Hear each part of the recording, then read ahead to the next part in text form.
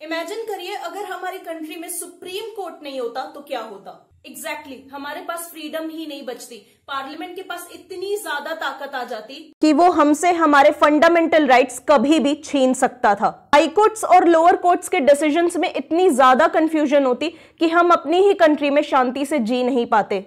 Hi friends, welcome to law mate. I am Muskan Mandhiyani, legal guide. So guys, आज के इस video में हम डिस्कस करने वाले हैं यूनियन जुडिशरी को। आई नो ये बहुत ज्यादा लेंथी टॉपिक है, बट इस वीडियो के बाद ये बहुत ज्यादा सिंपल हो जाएगा। सो आई रिक्वेस्ट यू गाइस कि आप लोग प्लीज मुझे ध्यान से सुनते रहिए एंड लेट्स स्टार्ट। अगर कभी भी आपने इंटरनेट पर सुप्रीम कोर्ट की बिल्डिंग को ऊपर से देखा है तो आपको समझ में आएगा कि वो जो बिल्डिंग है उसकी शेप स्केल्स ऑफ जस्टिस की तरह है, यानी जो इंसाफ के तराजू होते हैं उसको प्रोजेक्ट करती है सुप्रीम कोर्ट की बिल्डिंग। हमें ये भी नहीं भूलना चाहिए कि सुप्रीम कोर्ट आज टेक्नोलॉजी को कितनी ज्यादा इंपॉर्टेंस दे रहा है। पेपर फाइलिंग से लेकर आज हम ई फाइलिंग्स पर आ चुके हैं। नो डाउट आज सुप्रीम कोर्ट में हमें टेक्नोलॉजी, डिजिटाइजेशन, काफी सारी नई चीजें देखने को मिल रही है। बट एक चीज है जो आज भी खटकती है और वो ये है कि अभी तक सुप्रीम कोर्ट में कोई भी women chief justice of India नहीं बनी है। सो अब जो हम डिस्कस करने वाले हैं वो है brief history of supreme court की सुप्रीम कोर्ट बेसिकली आया कहां से।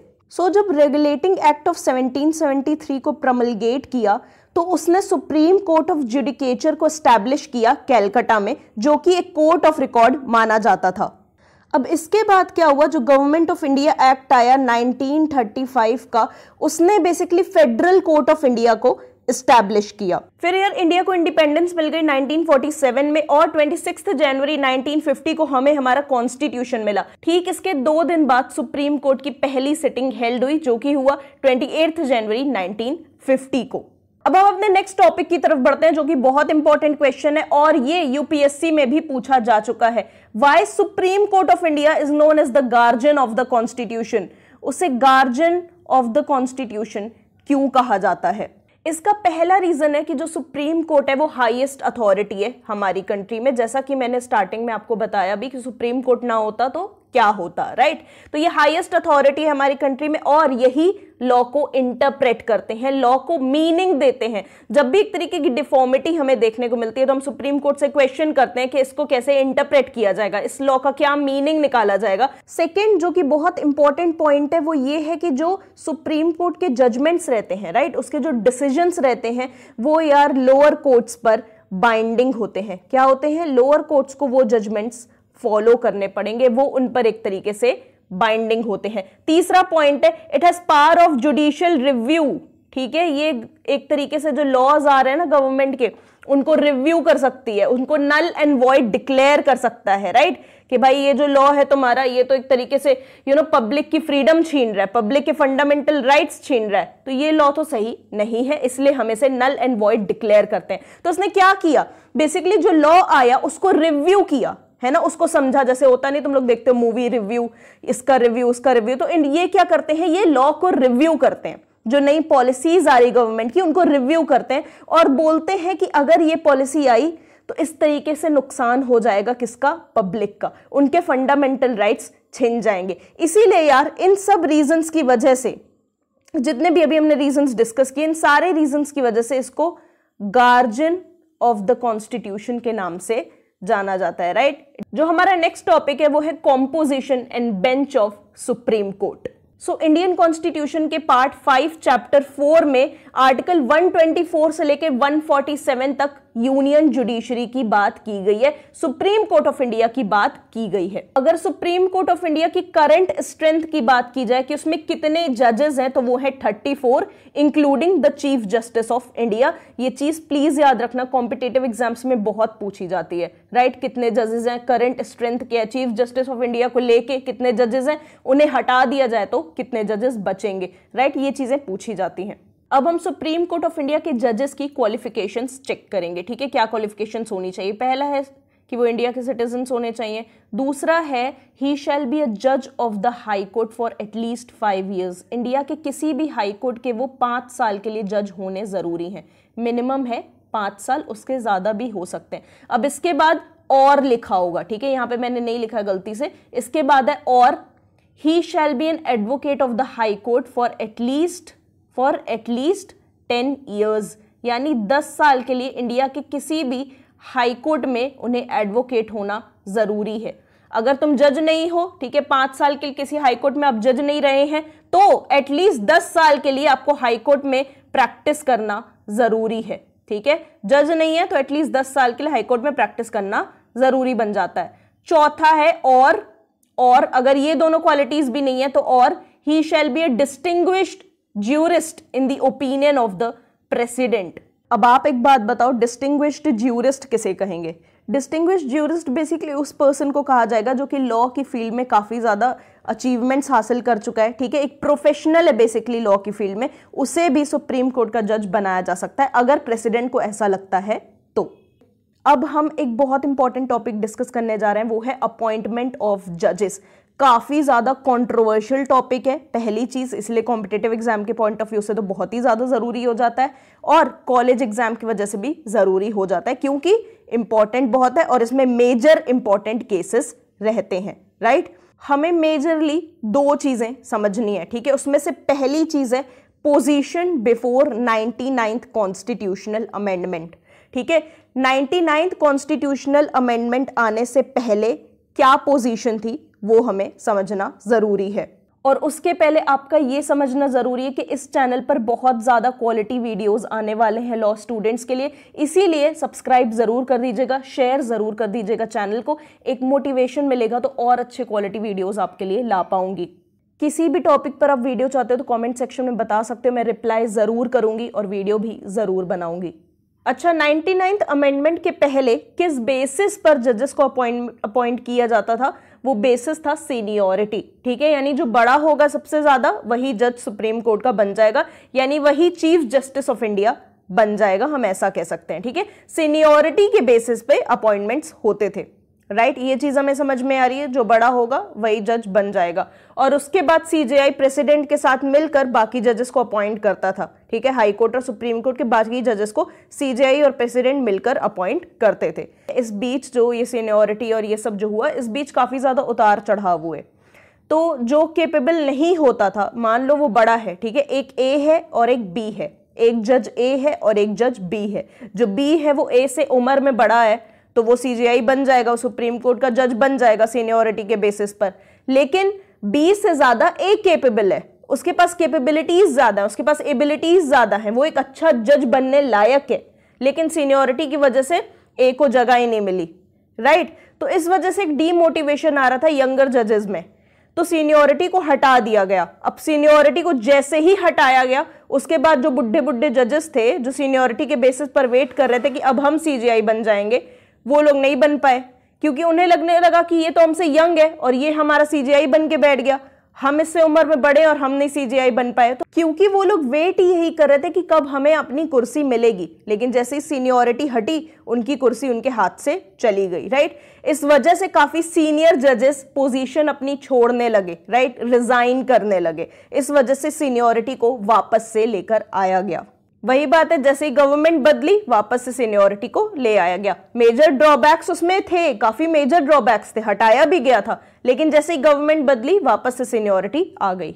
अब कुछ बहुत इंपॉर्टेंट केसेस हम डिस्कस करने वाले हैं, प्लीज ध्यान से सुनिएगा, ये केसेस मोस्ट इंपॉर्टेंट है आपके लिए, राइट। पहला है जजेस ट्रांसफर केस, इसको एक्चुअल में क्या कहते हैं? SP Gupta versus union of India, ठीक है, ये केस का एक्चुअल नाम है। इसको समझने के लिए, याद करने के लिए आप जजेस ट्रांसफर केस 1 कह सकते हो। इस केस में ये रूल आउट किया गया कि जब भी कॉन्स्टिट्यूशनल एजेंसीज के बीच में, ठीक है, जो भी कॉन्स्टिट्यूशनल एजेंसीज एग्जिस्ट करती हैं, डिपार्टमेंट्स एग्जिस्ट करते हैं, उनमें कभी भी डिस्प्यूट होगा अगर, तो जो सेंट्रल गवर्नमेंट है उसी का डिसीजन प्रिवेल करेगा, ठीक है। मान लो एक कॉन्स्टिट्यूशनल एजेंसी है ए और दूसरी है बी, अगर इन दोनों के बीच में कोई डिस्प्यूट चल रहा है, मान लो इलेक्शन कमीशन और क्या कहते हैं यूपीएससी के बीच में कोई डिस्प्यूट चल रहा है, तो सेंट्रल गवर्नमेंट का जो डिसीजन है वो प्रिवेल करेगा। ये मैं एक हाइपोथेटिकल एग्जांपल दे रही हूं समझाने के लिए आपको। इसी केस को हम जो अपॉइंटमेंट है जजेस की उस पर लेकर आते हैं।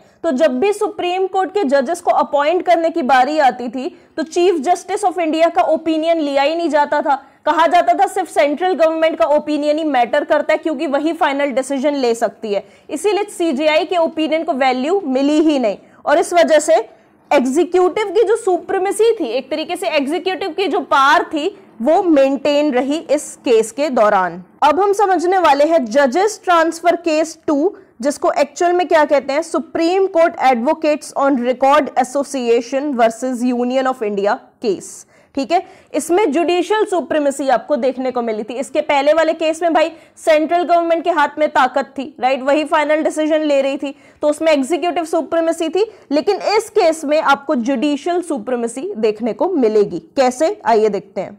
अब जाहिर सी बात है, फर्स्ट केस में हमने सीजेआई को इंपॉर्टेंस नहीं दी तो काफी ज्यादा केओस क्रिएट हुआ, काफी ज्यादा प्रॉब्लम्स भी देखने को मिली। तो सेकेंड केस में कहा गया कि एक कोलेजियम सिस्टम बनाया जाएगा, उस कोलेजियम सिस्टम में सीजेआई होंगे और 2 सीनियर मोस्ट जजेस होंगे सुप्रीम कोर्ट के।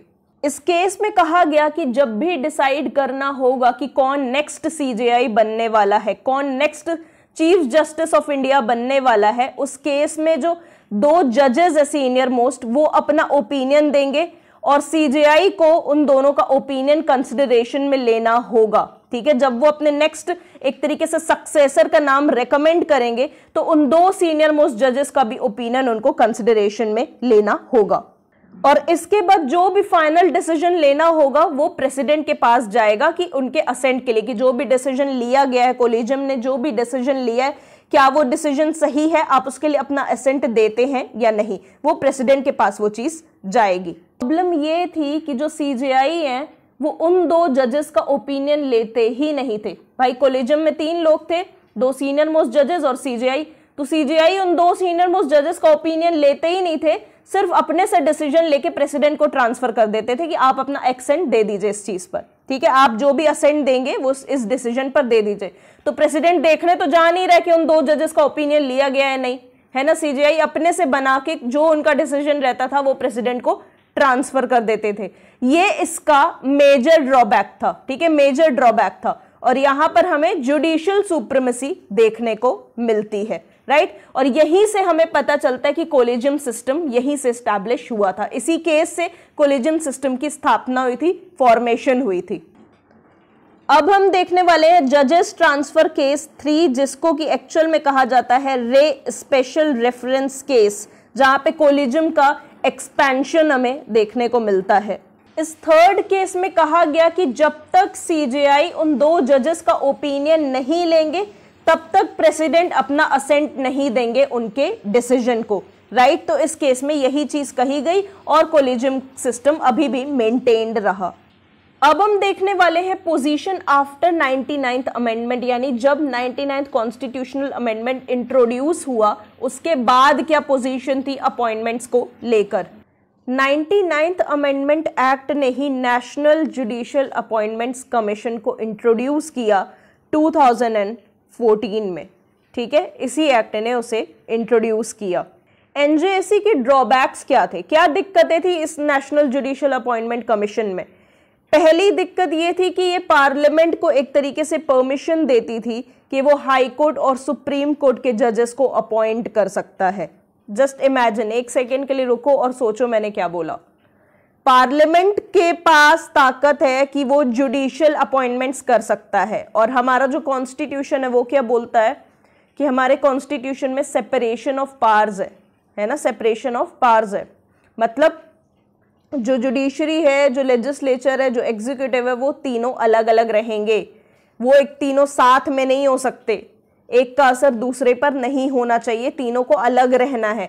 तो भाई साहब पार्लियामेंट कहाँ से जुडिशियल अपॉइंटमेंट्स कर रहा है कि नहीं। तो इस एक्ट की वजह से जो सेपरेशन ऑफ पावर्स था वो एक तरीके से खत्म हो गया, ये पूरी तरीके से खत्म हो गया। तो ये इसका मेजर ड्रॉबैक था। दूसरा बड़ा ड्रॉबैक था एंट्री ऑफ लेमन। ठीक है, एनजेएसी ने ये कहा कि हम 2 प्रोमिनेंट पीपल को अपॉइंट करेंगे जो कि हमारे नेक्स्ट सीजेआई को अपॉइंट करेंगे। वो 2 प्रोमिनेंट पीपल जो होंगे वो किसी भी फील्ड से हो सकते हैं, ये चीज बताई नहीं गई कि वो जुडिशरी से ही होंगे। वो 2 प्रोमिनेंट पीपल कहीं से भी हो सकते हैं। तो भाई वो जो 2 प्रोमिनेंट पीपल तुम लेकर आ रहे हो जुडिशियल अपॉइंटमेंट्स करने के लिए, क्या वो केपेबल है उस चीज को समझने के लिए कि हमारा नेक्स्ट सीजेआई इस तरीके का होना चाहिए। किसी को भी अगर मैं बॉलीवुड से 2 प्रोमिनेंट पीपल उठा लूं, शाहरुख खान और सलमान खान, अमिताभ बच्चन और अक्षय कुमार, ये दो लोग अपॉइंट करेंगे आपके नेक्स्ट सीजेआई को, ये भी तो प्रोमिनेंट है। अजीब लग रहा है ना सुनने में, ये कोई कॉन्सेप्ट तो नहीं लग रहा है। तो ये चीज एनजेसी ने बताई नहीं कि वो जुडिशरी सही होने चाहिए। वो दो प्रोमिनेंट पीपल हमारे नेक्स्ट सीजेआई को डिसाइड कर रहे हैं, they have to be from judicial background.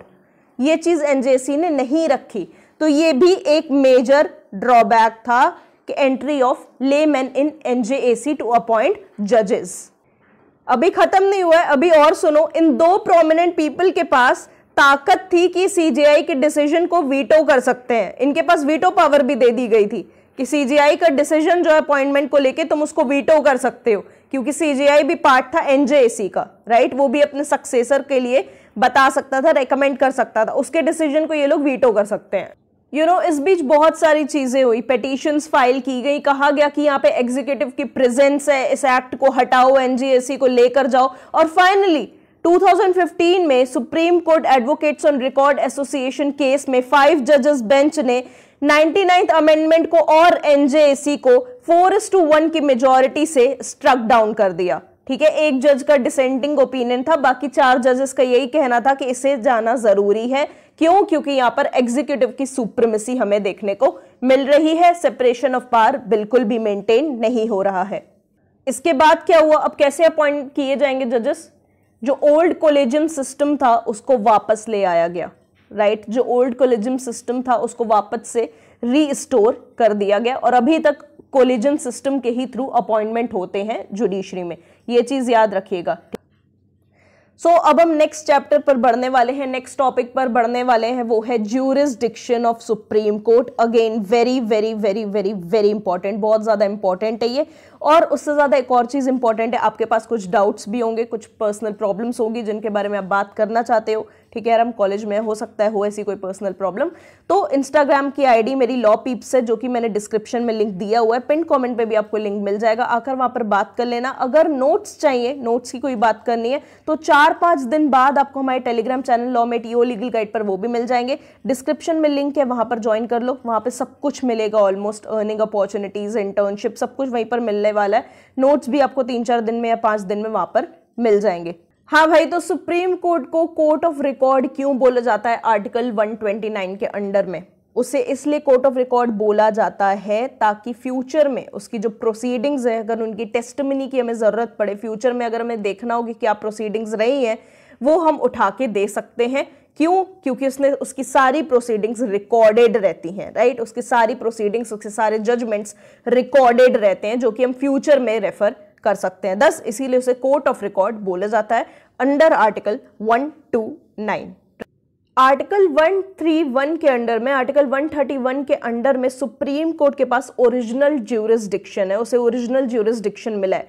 किन मैटर्स में उसे ओरिजिनल ज्यूरिसडिक्शन मिला है, ये समझते हैं। ओरिजिनल ज्यूरिसडिक्शन का क्या मतलब होता है वो बाद में बताऊंगी, पहले ये समझ लो कि किन मैटर्स में सुप्रीम कोर्ट के पास ओरिजिनल ज्यूरिसडिक्शन है।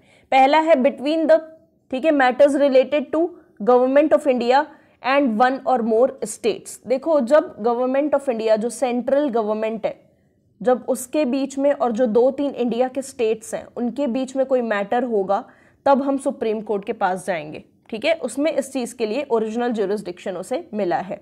ठीक, second is between government of India and 1 और more states at different sides. मतलब एक तरफ गवर्नमेंट ऑफ इंडिया है और 2-3 स्टेट्स हैं, दूसरी तरफ और 2-3 स्टेट्स हैं। ठीक है, ऐसे करके भी अगर कोई मैटर उठता है तब भी हम सुप्रीम कोर्ट के पास जाएंगे। तीसरा है बिटवीन 2 और मोर देन 2 स्टेट्स, यानी कुछ स्टेट्स के बीच में ही अगर फाइट चल रही है, मान लो यूपी वर्सेस आंध्र प्रदेश हो गया, तो भी हम सुप्रीम कोर्ट को अप्रोच करेंगे। ठीक है, 3 मैटर्स आप समझ गए क्या क्या है। पहला है government of India, central government versus Uttar Pradesh, ठीक है, तब भी हम सुप्रीम कोर्ट के पास जाएंगे, ये पहला सिनेरियो है। दूसरा है सेंट्रल गवर्नमेंट, ठीक है, उत्तर प्रदेश, आंध्र प्रदेश वर्सेस महाराष्ट्र, तेलंगाना, हैदराबाद, तब भी हम सुप्रीम कोर्ट के पास जाएंगे। तीसरा सिनेरियो क्या है? उत्तर प्रदेश वर्सेस आंध्र प्रदेश, तब भी हम सुप्रीम कोर्ट के पास जाएंगे, राइट। तो ओरिजिनल ज्यूरिसडिक्शन का मतलब ये होता है कि जब भी इन तीनों में से कोई मैटर उठेगा तो सबसे पहला कोर्ट जिसके पास हम रिलीफ के लिए जाएंगे वो है सुप्रीम कोर्ट। इन चीजों से डील करने की रियल ताकत, real power supreme court hold करता है। इसीलिए हम सुप्रीम कोर्ट के पास पहले जाएंगे अगर ये चीजें उठती हैं तो। नेक्स्ट जो इंपॉर्टेंट ज्यूरिसडिक्शन है सुप्रीम कोर्ट का वो है एपेलेट ज्यूरिसडिक्शन, जो कि दिया हुआ है आर्टिकल 132 में। अगर आप हाई कोर्ट की डिसीजन से नाखुश हो तो आप सुप्रीम कोर्ट में जा सकते हो। वो मैटर सिविल भी हो सकता है, क्रिमिनल भी हो सकता है, ठीक है। It is provided that the case should involve some substantial question of law. अब ऐसा नहीं है कि भाई चोरी के लिए तुमको कॉन्विक्ट किया गया हाई कोर्ट से, ठीक है, किसी ने चोरी की, इसको सजा मिलेगी तो अब वो भाई साहब पहुंच गए सुप्रीम कोर्ट अपील करने, ऐसा नहीं होता है, राइट। वहां पे substantial question of law present होना जरूरी है, ठीक है। उस मैटर में सब्सटेंशियल क्वेश्चन ऑफ लॉ होना चाहिए, तभी आप सुप्रीम कोर्ट को अप्रोच कर सकते हो। सब्सटेंशियल क्वेश्चन ऑफ लॉ क्या होता है वो समझते हैं। सब्सटेंशियल क्वेश्चन ऑफ लॉ वो होता है जो पहले किसी भी केस में डिसाइड ना किया गया हो। मतलब ये सवाल पहले किसी केस में या ये मैटर पहले किसी केस में नहीं आया है, राइट। ये फर्स्ट केस है जिसमें ये मैटर उठा है, और ये मैटर अगर गलत डिसाइड हो गया तो पार्टीज को काफी ज्यादा नुकसान होगा, उनके राइट्स काफी ज्यादा हद तक अफेक्ट हो जाएंगे। इसीलिए ये सब्सटेंशियल क्वेश्चन डिसाइड करने के लिए आप सुप्रीम कोर्ट जा सकते हो। सुप्रीम कोर्ट आर्टिकल 136 के अंडर में, ठीक है, सुप्रीम कोर्ट आर्टिकल 136 के अंडर में आपको किसी भी ऑर्डर, जजमेंट और सेंटेंस के अगेंस्ट स्पेशल लीव ग्रांट कर सकते हैं, चाहे वो कंट्री के किसी भी कोर्ट ने पास किया हो या किसी भी ट्रिब्यूनल ने पास किया हो। अब यहां पर ट्रिब्यूनल्स दिए, तो अगर तुम्हारे माइंड में आ रहा है कि हाँ आर्म ट्रिब्यूनल्स के अगेंस्ट भी दे सकता है क्या डिसीजन, तो बिल्कुल दे सकता है। अगर आर्म ट्रिब्यूनल्स ने कुछ गलती की है, लीगल प्रोसीजर्स को सही से नहीं फॉलो किया है, या किसी पर्सनल के साथ ग्रेव इनजस्टिस हुआ है, तो जाहिर सी बात है सुप्रीम कोर्ट उनके अगेंस्ट भी स्पेशल लीव ऑफ अपील आपको ग्रांट करेगा। अब हम देखने वाले सुप्रीम कोर्ट का लास्ट ज्यूरिसडिक्शन, जो कि है एडवाइजरी ज्यूरिसडिक्शन, जो कि दिया हुआ है आर्टिकल 143 में, ठीक है।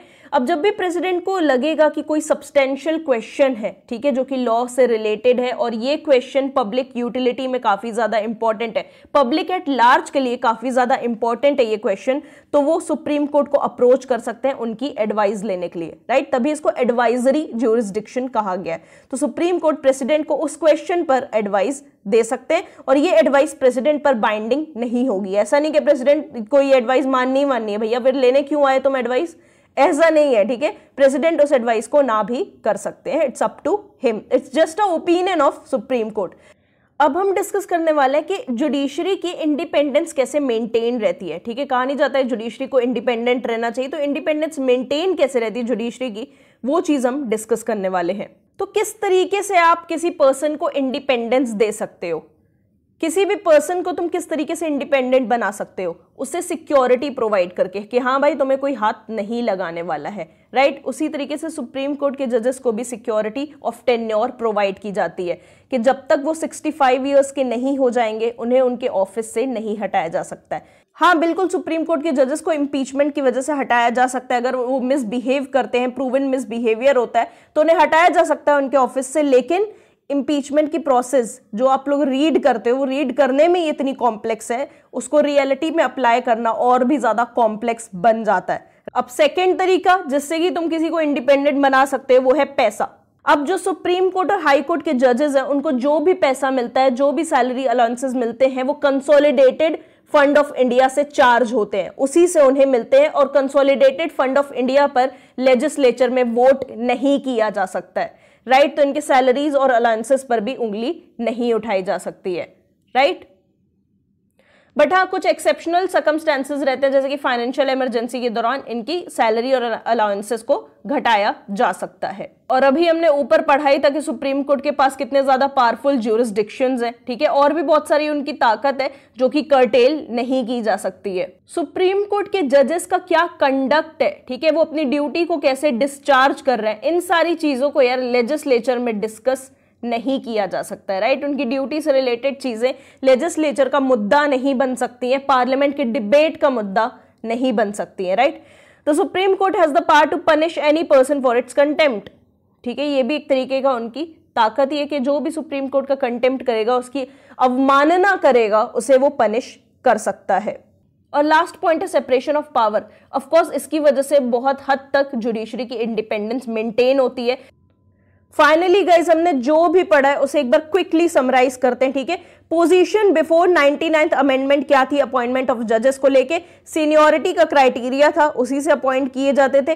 3 केसेस है जो आपको याद रखने हैं। पहला है फर्स्ट जजेस केस जिसका रियल नेम है SP Gupta versus union of India. Second जजेस केस का क्या नाम है? Supreme court advocates on record association versus union of India. तीसरा है इन रे स्पेशल रेफरेंस केस। इनको प्लीज याद रखिएगा, इनको भूलना नहीं है। फिर आता है position after 99th amendment, NJAC और कोलिजियम को याद रखिएगा। ज्यूरिसडिक्शंस ओरिजिनल आपका दिया हुआ है 131 में, एपलेट 132 और एडवाइजरी 143। इन सारी चीजों को याद रखिएगा, छोटी छोटी हैं बट काफी ज्यादा इंपॉर्टेंट है। So that's all for today. Union judiciary and हो चुका है। जो भी इंपॉर्टेंट चीजें थी मैंने आपको बता दी। जो भी इंपॉर्टेंट क्वेश्चंस होंगे वो आपको पीडीएफ में मिल जाएंगे, जो कि 4 दिन बाद या 5 दिन बाद टेलीग्राम पर आएगी। वीडियो में कोई कमी लगी हो तो प्लीज बताना। मैं इंप्रूव करना चाह रही हूँ कंटेंट, ताकि आपको क्वालिटी मिले कंटेंट में। पढ़ो बट क्वालिटी के साथ पढ़ो, मैं ये चाहती हूँ। So thank you so much for watching this video friends, and we'll meet soon in the next video. Good luck.